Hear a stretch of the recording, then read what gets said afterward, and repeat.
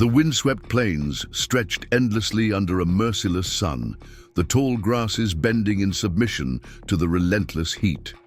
Hannah Morgan stood on the creaking porch of her small homestead, watching as the last traces of moisture evaporated. From her struggling garden, 3 months without rain had turned the fertile valley into a landscape of broken promises. Her father's legacy, this small patch of earth carved from wilderness, now threatened to slip through her fingers like the dry soil itself. Before we jump back in, tell us where you're tuning in from. And if this story touches you, make sure you're subscribed, because tomorrow I've saved something extra special for you.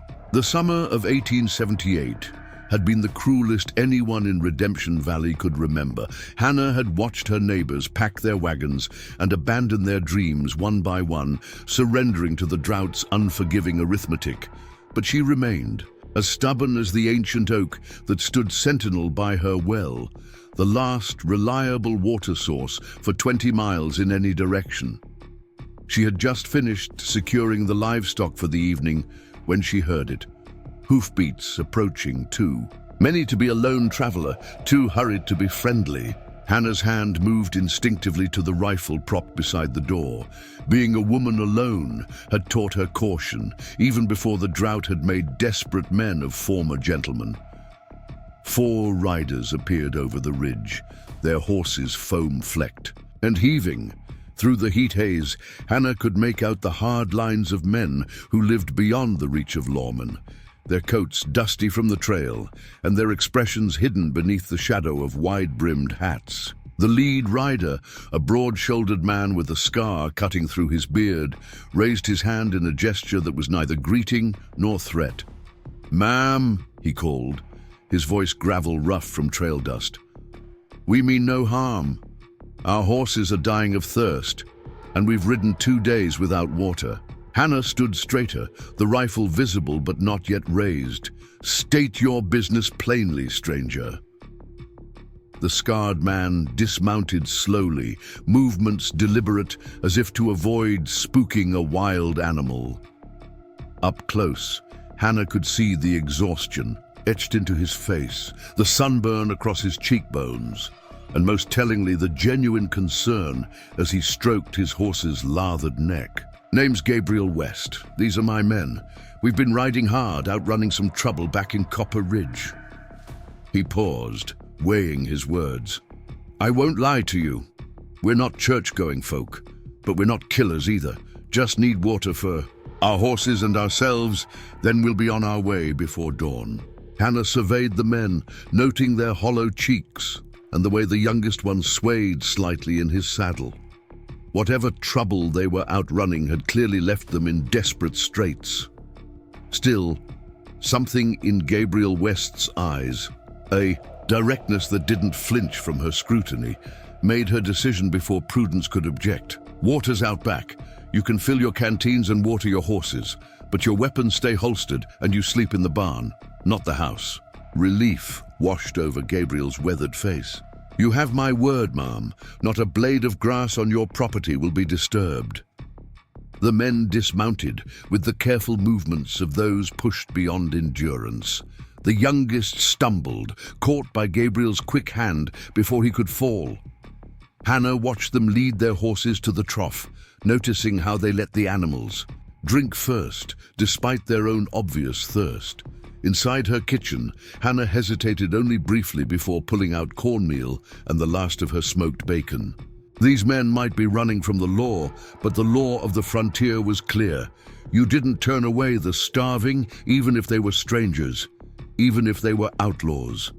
As dusk painted the sky in hues of amber and violet, Hannah brought a pot of simple stew to the barn. The men had settled their horses, cleaning tack with the automatic movements of those who respected their equipment. They looked up as she entered, surprise evident in their tired eyes. "Didn't expect cooking," said the second in command, a wiry man who'd introduced himself only as Skinner. "Didn't expect gratitude either," Hannah replied evenly, setting down the pot and a stack of wooden bowls. "But a thank you wouldn't go amiss." A ghost of a smile crossed Gabriel's face as he stood. Thank you, Miss Morgan. Kindness is rare currency these days. As they ate, Hannah learned fragments of their story.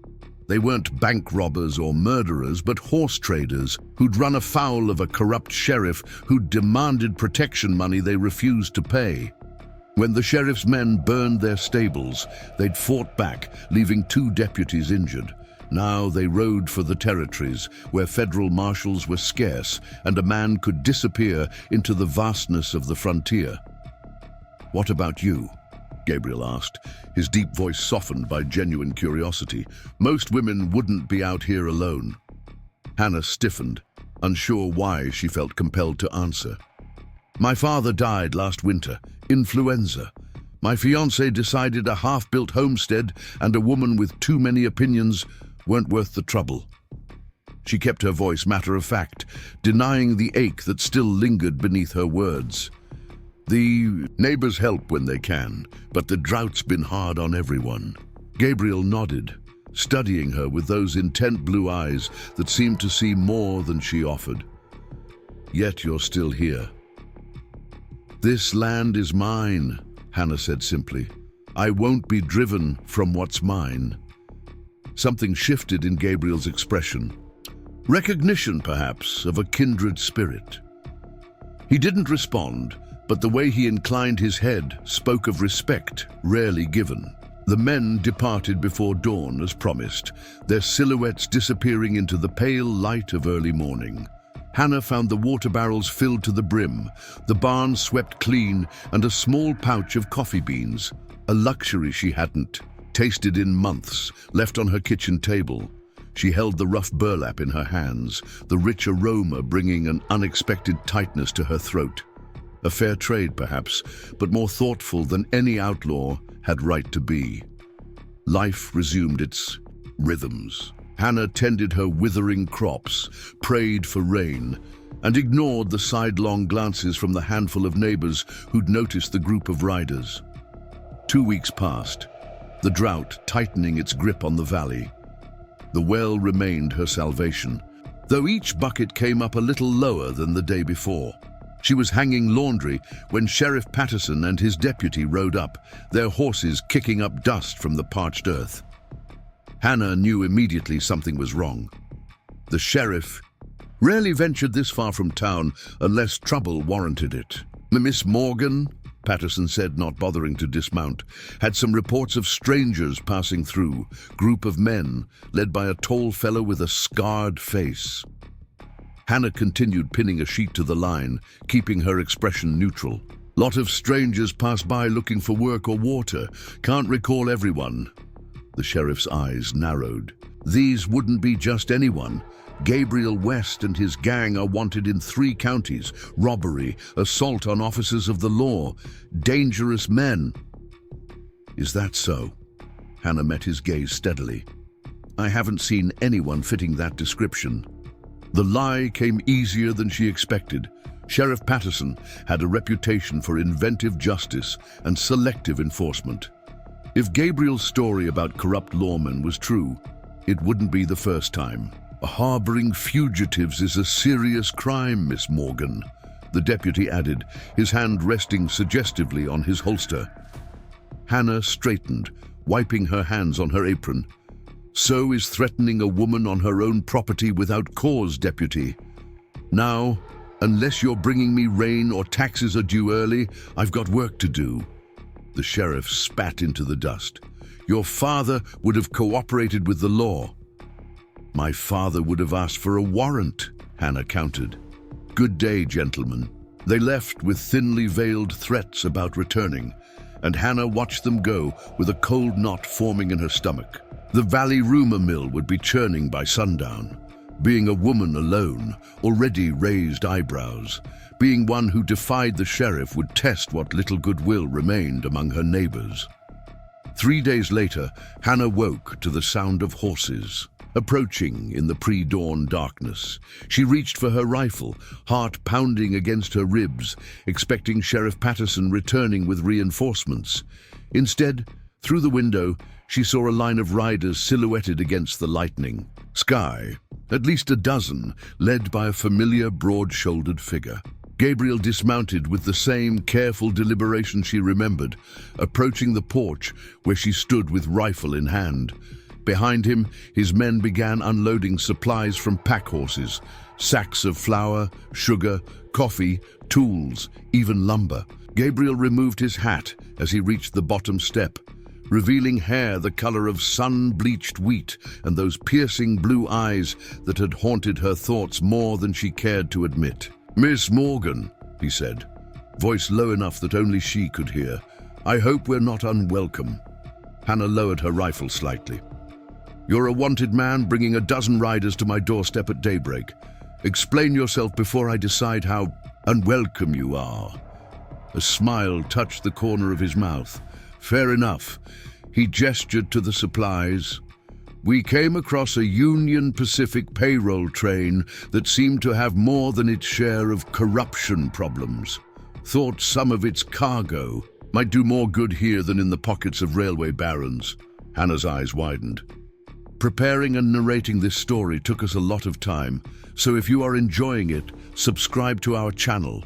It means a lot to us. Now back to the story.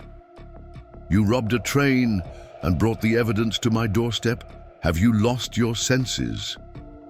"The way I see it," Gabriel said calmly, "a woman fighting to keep her land in the worst drought in memory might need supplies more than explanations. And a place known for offering water to travelers might be the last place a posse would look for train robbers." His expression grew serious. "But if you want us gone, say the word. We'll ride out and leave the supplies, no strings attached." Hannah should have ordered them off her land immediately. Instead, she found herself studying Gabriel's face, the earnestness in his eyes, the tension in his jaw that spoke of a man preparing for rejection. Beyond him, his men worked quietly, already digging post holes for what appeared to be a new corral. "Why?" she asked finally. "Why come back here?" Gabriel glanced down, turning his hat in his hands before meeting her gaze again. "A kindness, freely given, deserves to be remembered. You could have turned us away, should have, by most accounts. You didn't." He reached into his pocket and withdrew a small object that caught the early morning light. "And I had something to return. To you." He held out his palm, revealing a simple silver ring with a small blue stone. Hannah's breath caught. Her mother's ring, sold 6 months earlier to a traveling merchant when funds for seed had run dangerously low. "How did you—" "Found it in a pawn shop in Silver Creek," Gabriel said quietly. "The merchant described the woman who sold it. Wasn't hard to figure the rest." Hannah took the ring with trembling fingers, the familiar weight of it both comfort and accusation. "I had no choice," she whispered. "I know," Gabriel replied, his voice gentle. "None of us do sometimes. But we can choose what happens next." He stepped back, giving her space to decide. Behind him, his men continued working, behaving as if they had every right to be there, as if helping a near stranger rebuild her failing homestead was the most natural thing in the world. Hannah slipped the ring onto her finger, feeling its familiar contours against her skin. She thought of the sheriff, of the neighbors who had slowly withdrawn their support, of the long, lonely nights, wondering if she was foolish to stay. Then, she looked at Gabriel West, outlaw and unlikely savior, who had returned not just with her mother's ring, but with the means to survive the drought. "Your men can set up camp by the north pasture," she said finally, "but I want to know exactly what you're planning. This is still my land." Relief washed over Gabriel's features, quickly replaced by respect. "Yes, ma'am. You'll know everything. We do before we do it." He hesitated, then added, "Sheriff Patterson came by, didn't he?" Hannah nodded. "Seems you made quite an impression in Copper Ridge." "Patterson's in the pocket of the railway company," Gabriel said, his expression darkening. "He's got agreements with every bandit who preys on settlers, taking a cut of whatever they steal. The only law he serves is profit. "And you're different?" Hannah challenged. Gabriel met her gaze unflinchingly. "I've never taken from those who couldn't afford to lose it, and I've never broken my word." He gestured to his men. "Neither have they. We may live outside the law, Miss Morgan, but we have a code." Over the following days, that code became evident in a dozen small ways. Gabriel's men worked from dawn until dusk, reinforcing the barn, digging a secondary well closer to the house, building irrigation channels to maximize the precious water. They hunted for the communal pot, shared stories around the evening fire, and treated Hannah with a deference that bordered on protective. Gabriel himself was a revelation.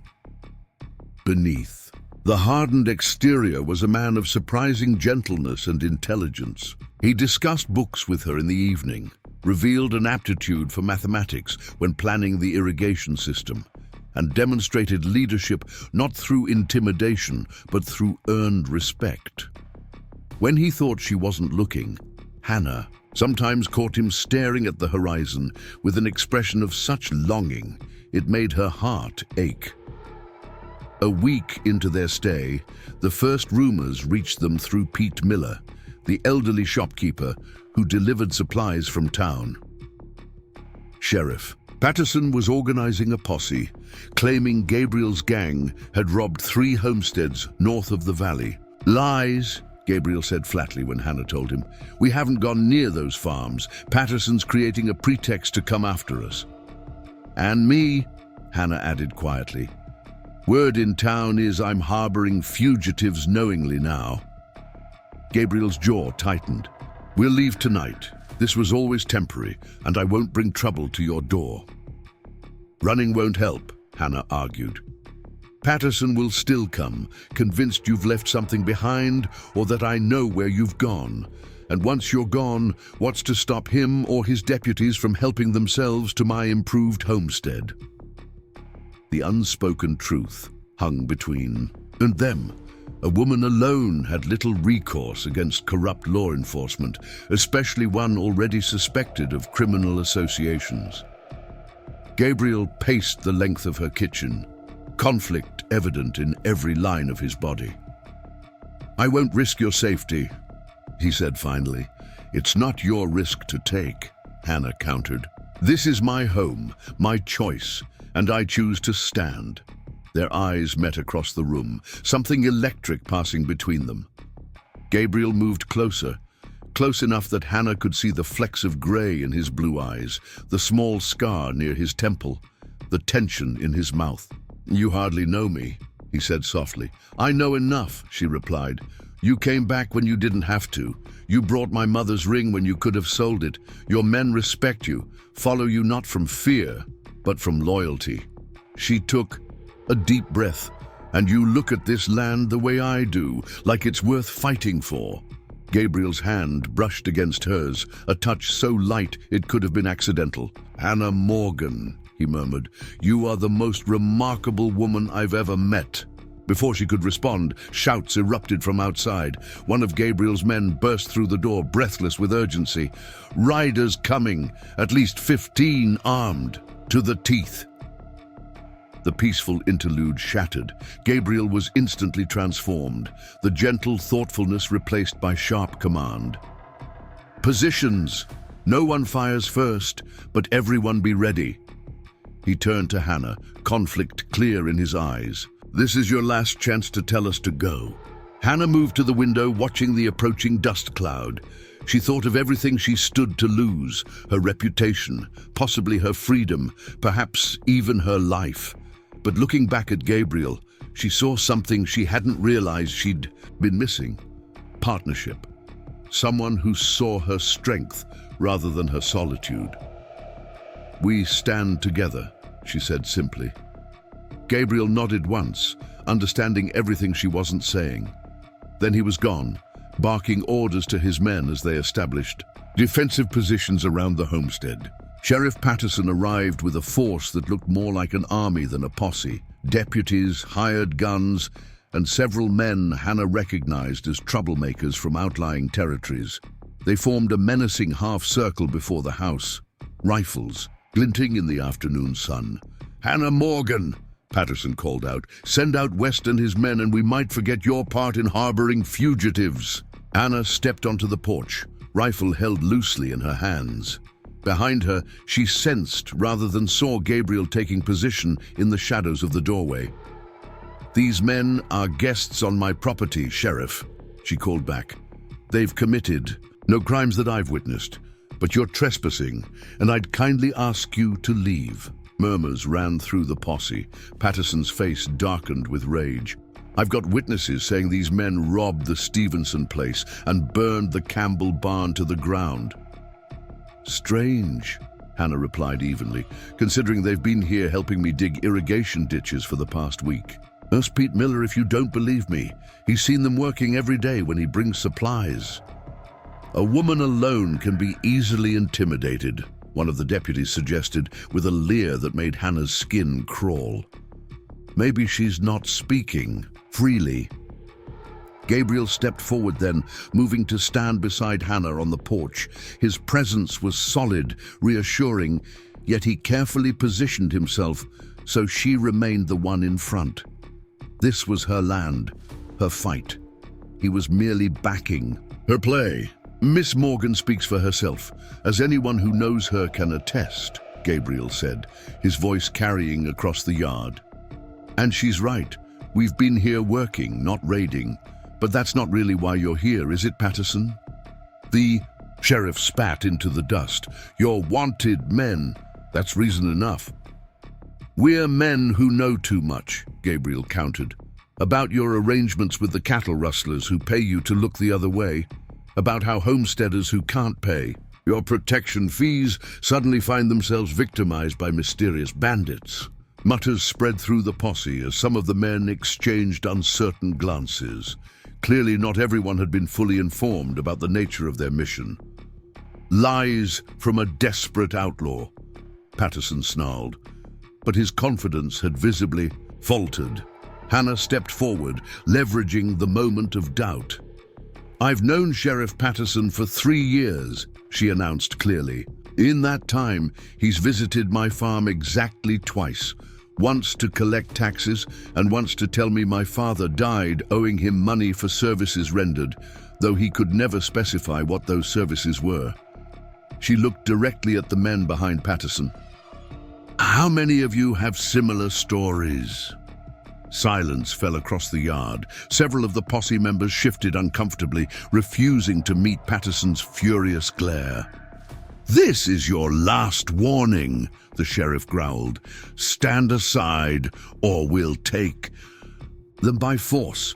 Hannah raised her rifle to her shoulder, her stance unwavering. "This is my land, Sheriff. The only ones who'll be taken by force are those who try to violate it." Behind Patterson, almost half the posse had begun to quietly withdraw, backing their horses away from what was increasingly looking like a personal vendetta rather than lawful justice. Gabriel's men had emerged from their positions, forming a protective line behind Hannah and their leader.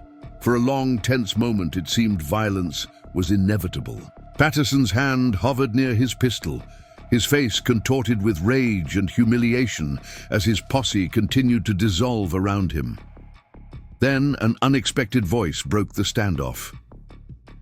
"I'd reconsider your position, Sheriff," called Judge Hamilton, riding into view with several prominent townspeople. The elderly justice of the peace rarely left town, making his appearance all the more significant. "I've received some troubling affidavits about your conduct in office. Seems Miss Morgan isn't the only one with complaints." Patterson's face drained of color. "This doesn't concern you, Judge. When a sheriff raises a posse under false pretenses, it very much concerns me," the judge replied sternly. "Especially when witnesses place your so-called raiders here at Miss Morgan's property during the alleged crimes." He surveyed the diminished posse with disappointment. "I suggest you all disperse immediately, unless you wish to be part of the investigation into corruption that will begin tomorrow morning." The remaining posse members needed no further encouragement. They scattered like leaves in the wind, leaving Patterson isolated and seething with thwarted rage. "This isn't over," he hissed at Gabriel and Hannah before wheeling his horse around and galloping away. As the dust settled, Hannah slowly lowered her rifle, her hands trembling with delayed reaction. Gabriel's hand found hers, steady and warm, anchoring her to the moment. "You stood your ground," he said softly, pride evident in his voice. Judge Hamilton approached, his weathered face grave but kind. "Miss Morgan, I apologize for not seeing Patterson's corruption sooner. Several homesteaders came forward yesterday with evidence he's been extorting protection money for years." Gabriel stepped forward. "Judge, whatever quarrel the law has, with me and my men, Hannah Morgan is innocent. She offered shelter to travelers, nothing more." The judge studied Gabriel thoughtfully. "Mr. West, your reputation precedes you. But interestingly, the only confirmed crimes attributed to you involve targeting corrupt officials and their interests." He glanced at Hannah. "And character references matter in my court. Miss Morgan's word carries weight." Hope flickered in Hannah's chest as she realized what the judge was implying. "You're not arresting them." "There will be an investigation," the judge said carefully, "into Patterson, into the allegations against Mr. West's group, into all of it. In the meantime," he cleared his throat, "I see no reason to disrupt the valuable irrigation work being done here. Drought relief is a community priority after all." As the judge and his companions departed, promising to return with formal statements to collect the following day, Hannah turned to Gabriel, disbelief and joy warring in her expression. "Is it possible?" she whispered. "Could you stay?" Gabriel gazed at the homestead, at the new well, the strengthened barn, the fields ready for rain whenever it finally came. Then his eyes returned to Hannah, and in them she saw a future unfolding, one neither of them had dared imagine. "I've been running so long," he said quietly. "I forgot what it felt like to stand for something, to build rather than escape." His fingers intertwined with hers, the touch speaking more than words ever could. "If you'll have me, I'd like to see what we could build together." Hannah looked up at this outlaw who had returned with her mother's ring and brought not just supplies but possibility back to her drought-stricken life. The silver band caught the sunlight as she raised her hand to his face, tracing the scar that cut through his beard. "I offered water to a desperate man," she said softly. "It seems only fair I should offer him a home as well." Around them, Gabriel's men, perhaps soon to be their men, began to sing as they returned to their work, the sound carrying across fields that would, with time and care and love, bloom again. The ranch flourished under their combined care. Gabriel's men, no longer outlaws but ranch hands, worked the land with a dedication born from second chances. Hannah's irrigation system, initially met with skepticism by neighboring farms, proved its worth when summer storms finally broke the drought. Water flowed through carefully engineered channels, bringing life to fields long written off as lost. Judge Hamilton kept his word. Patterson faced a tribunal for corruption. His network of extortion and false accusations exposed by testimonies from across 3 counties. Gabriel provided evidence that cleared his name of the most serious charges, though the judge made it clear that certain redistributions of railway wealth would need to be quietly resolved through community restitution. Hannah and Gabriel built something precious in the shadow of adversity.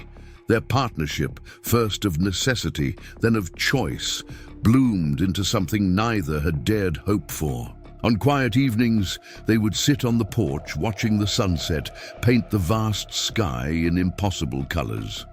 Sometimes Gabriel would take her mother's ring from her finger, turning it thoughtfully in the fading light before slipping it back, an unspoken promise between them. Autumn brought the harvest, meager compared to years past, but miraculous given the circumstances. The homestead hosted a gathering that drew families from across the valley, many who had once whispered about Hannah, now breaking bread at her table. Children played in yards where armed men had once faced off. Gabriel watched it all with quiet wonder, a man still adjusting to belonging somewhere after years on the run. "I never thought I'd see this place alive again," Hannah confessed, as they stood among the bustle of the harvest celebration, "or that I'd have someone to share it with." Gabriel's hand found hers, warm and certain. "Some treasures are found in unlikely places," he said, the scar on his face softening as he smiled, like water offered to desperate men. That evening, as the guests departed and twilight wrapped the homestead in purple shadows, Gabriel led Hannah to the old oak by the well. He knelt on one knee, producing not her mother's ring, which remained always on her finger, but a new one fashioned from silver, taken from his own saddle conchos. "I came back with your mother's ring because it belonged with you," he said, voice rough with emotion. "I offer this one because I hope to belong with you too, if you'll have me." Hannah looked down at this man who had returned to her life, bringing not just supplies but purpose, a future neither could have imagined alone. The ring caught the last light of day as she extended her hand. "A woman who offers water to strangers," she said softly, "should expect unexpected blessings." "Yes, Gabriel." Yes." They married under the ancient oak as winter approached, Judge Hamilton officiating with a knowing smile. The ceremony was simple, attended by ranch hands turned family and neighbors turned friends. Hannah wore her mother's ring alongside Gabriel's. Handcrafted silver band, symbols of a past honored and a future embraced. Redemption Valley lived up to its name. The land that had nearly broken under drought's cruel hand now sustained a community bound by shared struggle and collective resilience. And at its heart stood the homestead where a desperate outlaw had once sought water and found, against all odds, a place to finally call home. Up next, you've got two more standout stories right on your screen. If this one hit the mark, you won't want to pass these up. Just click and check them out.